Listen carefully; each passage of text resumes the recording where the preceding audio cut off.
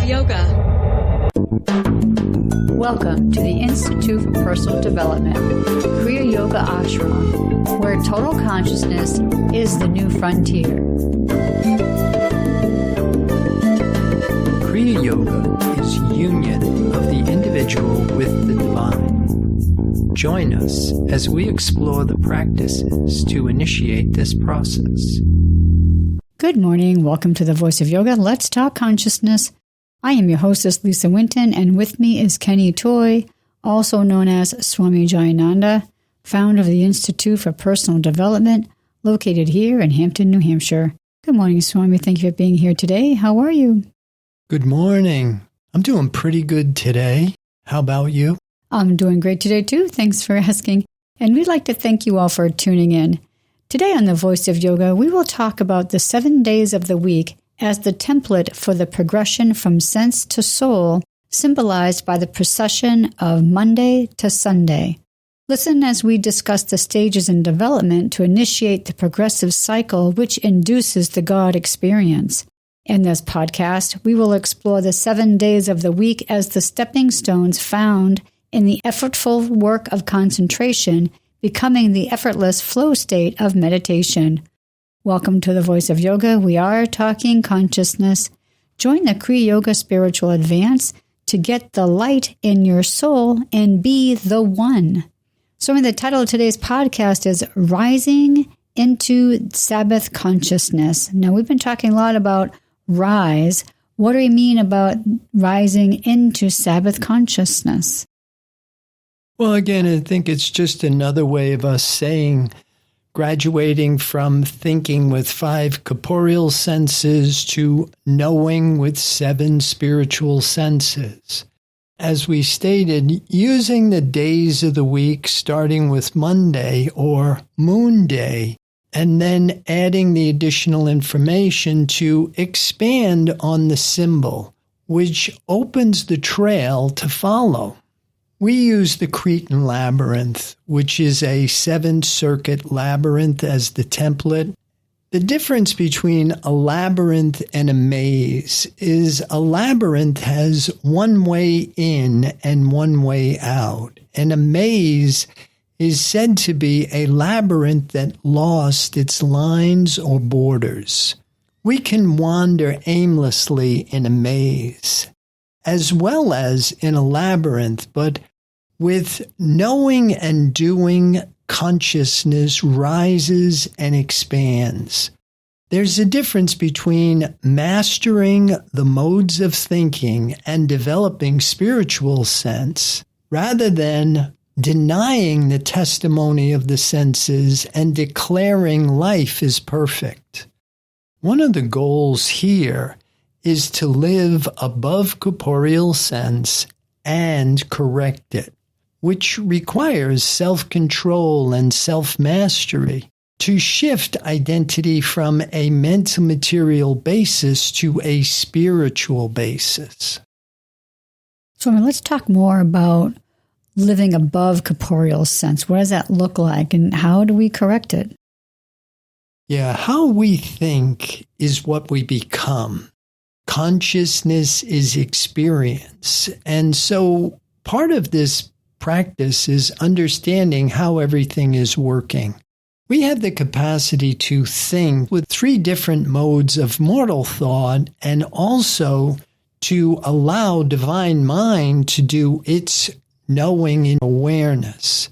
But the biggest point here is demonstration, to live above corporeal sense and correct it. This is in compliance with what James in the Bible says, faith without works is dead. It's not possible to be conscious of divine truth and be having mental material conflicts and oppositions and problems, because divine law functions in divine life.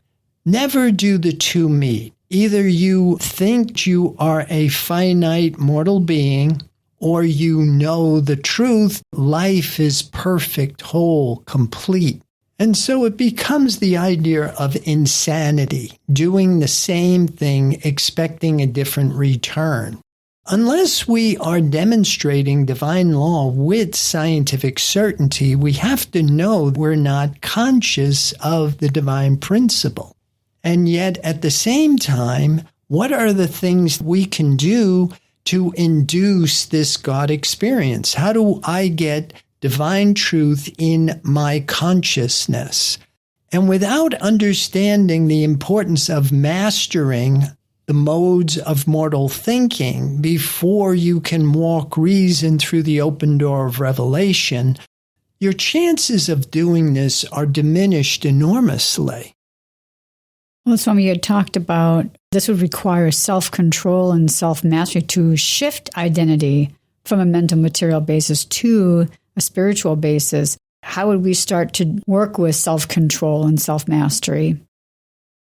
Yeah, this is something the Kriya Yoga we teach is founded on. Your first stage of yoga is yama, which means control. You do it by enlisting strategies, and also it's a path of knowledge. So you have to know yourself in the way that you're created, not know yourself in the way that you think you're created. So we're complex beings. There's something within each of us that's of an animal nature, a human nature, and of a divine nature. And everything is going to be dependent upon what I identify with. But our original state of consciousness, when we admit we are in form, that I am a physical body with needs, and your first line of command here is to put off the belief in mortality, belief that I am a finite mortal being. So it's very helpful if you can start with the principle. Life is perfect. The only thing here is the spiritual reality held, controlled, and governed by the divine law of absolute goodness. And what I'm experiencing at this mental material level is just a belief, and it's a belief in two powers. And so to initiate the progressive cycle, refine the physical body, distill, purify, and perfect it of its attachment to things visible and tangible or things invisible and tangible, particles and waves, matter and mind, and then internalize the invisible and tangible divine omnipresence in the physical body as your new symbol for validation. That's what will begin the progressive cycle. Matter and mind come together with new information. What it does is it gives you a platform you can now live out from by establishing your sense of well-being based on the availability of what is readily available to you and at the same time your most essential need. And this first step is how we allay the fear. We come out of the fear of death. In spirit, which is the force that eliminates death, there's nothing to concern us as far as expiration or all of the things that lead to death. Sickness, suffering, disease, conflict, discord, none of these things exist in truth. But it doesn't do you much good if your identity is all bound up in the form and it's reacting to the stimuli coming through the corporeal senses. By rebirthing the body in spirit, you now have a platform that you live out from that's in bedrock. Swami, give us some specific examples how we can have some self-control and self-mastery to help us shift identity. One of the first things we learn is fear is the defense mechanism for the false sense of self. As you break it down and you start to see what is driving the collective consensus today is fear. Once you understand how that is working, and you rebirth your body in a new symbol for validation that will lead to eternal life, you eliminate the problem, We're not just trying to manage our fear or use our fear to help us get more of the pleasures and profits of this human experience. We're learning to transcend the belief in mortality. It's a very different goal and objective here. But if you don't learn how to control how you think and then eventually stop thinking, you won't have the hardware that will enable you to overcome the belief in the testimony of the corporeal senses and then walk reason through this open door of revelation. It's a matter of doing the preparatory work, getting all of your ducks in order so you are now capable of controlling how you think and then letting divine mind do its knowing in your awareness. A perfect example of this dynamic at work is any addiction. Anybody who has an unnecessary dependency, they respond as if they're in danger if they don't have whatever it is that they're using to produce a feeling in their body that they're happy. A smoker needs a cigarette. A drinker needs a drink. It's way beyond wanting. You feel it in your physical body. Your heart starts to race. Your hands start to sweat. You're responding as if you're going to die. Once you have established an understanding, all fear is a signal I'm in the wrong self, in a sense of existence that is temporary and vulnerable. And you learn how to manage that to a degree. You can create the objectivity, the distance, but at the same time, if you don't rebirth the body in the life force, the pattern will control the behavior. To abstain from the symbol that you have internalized to validate your sense of well-being, and to do that with human will and personal sense is very difficult. But the technique of internalizing the right symbol to produce the right feeling then gives you this sense of calmness and stillness that is not dependent upon particles or waves, but on the availability of the invisible, intangible omnipresence. Once spirit is your symbol for validation, you're in compliance with the scriptural command to love God. And that's what facilitates the progressive cycle. We have a passage here from Joel Goldsmith from one of his works called Beyond Words and Thoughts, Chapter 4, and the heading is Not Knowing the Truth, but Being the Truth. And I'll read it.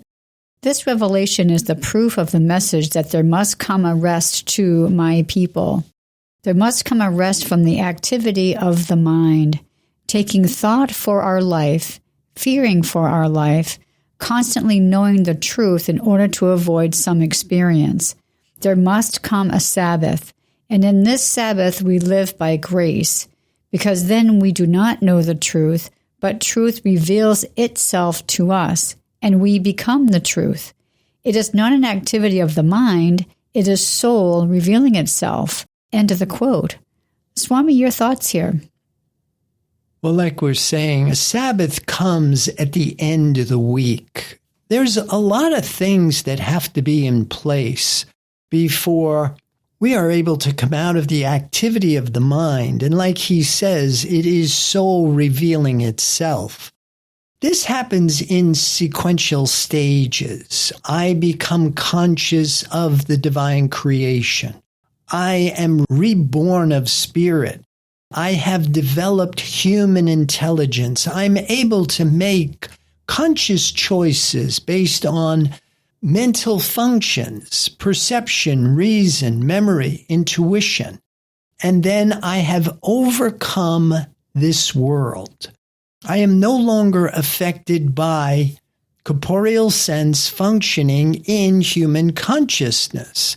Then I rest in silence and stillness. During this period of receptivity, I let divine mind reveal itself to me. This idea of soul revealing itself is what we would call sanctification. Divine mind acknowledges itself as me. This dissolves the belief in the many with a very clear experience of the one perfect life, looking at itself, as itself, of itself, and to itself, without opposition. We're going to pause right here to hear a word from our sponsor. Listeners, will be back with you in just a few moments. Kriya Yoga Theory 1, Human Development and 8 Essential Stages of Kriya Yoga. This program is a comprehensive course that will help you get your arms around the science of Kriya Yoga. It provides a clear understanding of the goals and objectives behind yoga, along with the physics of spirituality. It includes the practices, supportive concepts of Kriya Yoga, and the process in human development, apotheosis, the process of the human becoming divine, a complete guide on how to become a human in the adult state. Get the light in your soul and experience the simplicity and joy of union with the divine. This course is available in live classes at the ashram or online with 8 videos or 4 CDs. Visit our website, www.ipdtransform.com, for more information. Welcome back. For those who are just joining us, you're listening to The Voice of Yoga, and we are talking consciousness. We have more from Joel Goldsmith's work. It's still chapter 4, but the heading now is The Spiritual Sabbath, and I'll read it. The fruitage of abiding in these principles is a period of rest, and this is the true meaning of the Sabbath. The Sabbath Moses commanded the Hebrews to observe was a period of rest forever. Labor for 6 days, yes, labor to know these principles, but after the 6 days of labor, you come to a place of Sabbath, which means that for the rest of your days, you live by the grace of God, by my Spirit. Eventually, you come to a place where you realize that I is God, and the word that it imparts to you is your bread, meat, wine, and water. When you have attained a quietness and confidence, you may be sure you have entered the Sabbath. See what happens on the 7th day. In the meanwhile, his disciples prayed him, saying, Master, eat. But he said unto them, I have meat to eat that ye know not of. He was telling them not to go out to get meat, but to rest in the Sabbath of I have. No words, no thoughts, no might, no power. You students who are ready for the Sabbath must prepare for it by learning to rest back in this realization. Let my soul take over instead of my mind. Then every time you go within, something new and fresh will come forth. In the consciousness of Sabbath, you need not go out and get meat, for you have it. By what right? By your recognition that you and the Father are one. For 6 days you have labored to study and to train yourself, and those 6 days, remember, are for most of you many, many years. But there comes a rest to my people. There comes a Sabbath, and that is when you stop all your metaphysical struggling, relax, and let grace live your life. When you come to the 6th day of your practice, just smile. I do not have to pray for anything. I already have hidden manna the world knows not of. Do you see how the teaching in the Bible is veiled and how it takes a transcendental consciousness to unveil it? The mystics did not hide it. Words hide it. Those few students who have been listening and studying with the inner ear must now be entering that period of Sabbath when they can feel within themselves, I do not know any truth. I cannot live on the quotations of yesterday. The only truth I know is what is coming through today.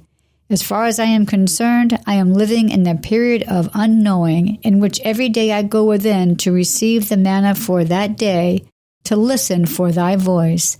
End of this passage. Swami, what are your thoughts of what he's trying to tell us here? Well, I think the main thing we have to start to understand is there is a lot of things that have to be in place before you know the truth that will make you free. And like he says, for 6 days you have labored to study and to train yourself. He said the 6 days are for most of you many years. Unless you are conscious of divine truth, you're being individualized by world mind, still under the influence of karmic law. This is one of the reasons why it's so important to demonstrate your conscious awareness of this divine truth. As Mary Baker Eddy said, and I'll paraphrase it, for Jesus to walk on water is science. But until poor humanity walks on water, for them to step out onto the Atlantic isn't wisdom or science. You can't do this with the mortal mind. And until you have graduated from thinking with 5 corporeal senses to knowing with 7 spiritual senses, you walk defenseless among these non-existent powers that seem to do harm. But as we learn how to transcend time and space, and your identity becomes one with the eternal principle, always was, always will be, you start to see the folly of the entire mental material experience, the nothingness of all of the things we are striving, struggling, seeking, planning, and asking for. You run for the bus, and when you catch it, you sit down. We do all of this effortful work of learning how to control how we think and stop thinking, and learning how to make your mind an avenue of awareness for the operations of divine mind. Because when divine mind is doing its knowing in your awareness, then creation is perfect. I'm going to continue reading a paragraph from Joel Goldsmith's work. The infinite way takes you through the 6 days of labor, the thinking and knowing of the truth, the searching for the truth, pondering truth, meditating on truth, until you go beyond the activity of the mind or intellect. Finally, you come to a place where you can rest in quietness and in confidence because you are now no longer living your own life. Every word that flows from God into your awareness becomes the bread, the wine, and the water. It becomes your health, strength, vitality, and all those things that are necessary for your experience. End of this quote. So Swami, it sounds like he has a progression, but I know through Kriya Yoga and what we've been experiencing, we have a progression too that we've been working with. Can you expand on that? Yeah, I think the Kriya Yoga is just a little bit more detailed and extensive. We employ strategies like skillful use of thought, skillful use of breath, skillful use of water, skillful use of food, skillful use of exercise becomes your path of action. We also have a path of knowledge, things we have to know about ourselves. And then a path of devotion, dedication, determination to the practice in your process. The thing I do like about Infinite Way is Joel Goldsmith used the term meditation. What a lot of people don't understand is meditation, by definition, is the 7th stage of yoga, which means there are 6 stages we have to master before we can meditate in the true sense of the word. Say, for example, using the days of the week. Now, not all religions use these days as the template, but most Christians do, and we've been practicing this formula for some time, and it fits fine. The idea is the progression from sense to soul and the evidence procedure to be observed as identity shifts from a mental material basis to a spiritual basis. And this is revealed by the effortful work of concentration becoming the effortless flow state of meditation. What Mary Baker Eddy suggested, to live above corporeal sense and correct it, so that you're not just senselessly optimistic and trying to deny the testimony of your corporeal senses, you're in a very proactive position. Swami, how do you use the days of the week as a progression for what we're talking about here? Well, one of the ways that I use it, say, for example, would be in the labyrinth. And the first path of the labyrinth, the Cretan labyrinth that we use, it starts with Aries.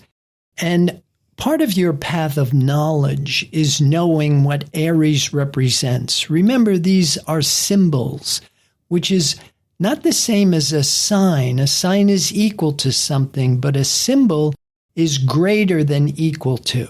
Aries is a masculine sign associated with what we call the mental body, the creating force of the universe. The attribute is bravery. The mental function is intuition. The physical function is endurance. It represents the muscular system in the physical form. The orientation is the future. This starts the labyrinth at the third path. The day is Tuesday. The Christian Science word is life. The obstruction is form. The chakra is Maniparaka. The church is Pergamos. And the planet is Mars. The statement we work with is, I am brave, and bravery dissolves the illusion of form. Now, this is one of 12 signs of the zodiac we use, but in the labyrinth, there's 15 moves, which give you a complete template for knowing yourself in the way you are created, which kind of represents yourself physically, mentally, and spiritually. But at the same time, it gives you an exercise in concentration. Concentration is how you block out unrelated matter and you focus on a task at hand. You're working with the mortal mind at a very low level of consciousness where you can only do one thing at a time. As you progress, provided you have been born again of spirit, your mind will start to open. And so once you come out of the lower mind and you graduate into the mid-mind and human intelligence, and you're developing your ability to make conscious choices. And at the same time, with discipline, you're developing human will. This is all part of how it fits into the master plan. So that eventually we graduate from that part of the mind that's doing only one thing at a time to that part of the mind that is doing many things at once.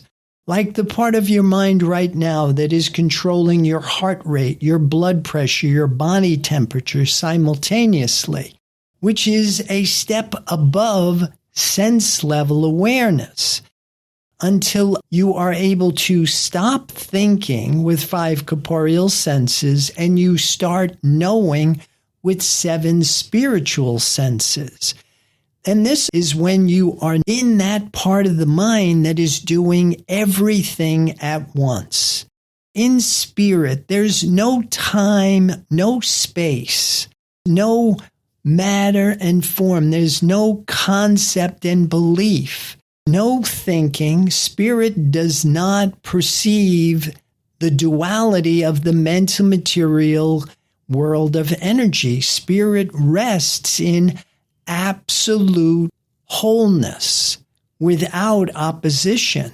So it's a very different experience. Well, thank you for your insights for today's episode, Rising into the Sabbath Consciousness. Listeners, be sure to visit the website www.ipdtransform.com. On any of the pages as you scroll down, you'll see several buttons there that you could press that would further your understanding. Swami, any final thoughts about today's podcast? Well, I would like to encourage people to join the Kriya Yoga Spiritual Advance to get the light in your soul and be the one. Namaste. Thank you for listening to our podcast, The Voice of Yoga. This is Lisa Winton, along with Swami Jayananda, signing off. Have a wonderful Kriya Yoga realization. Namaste.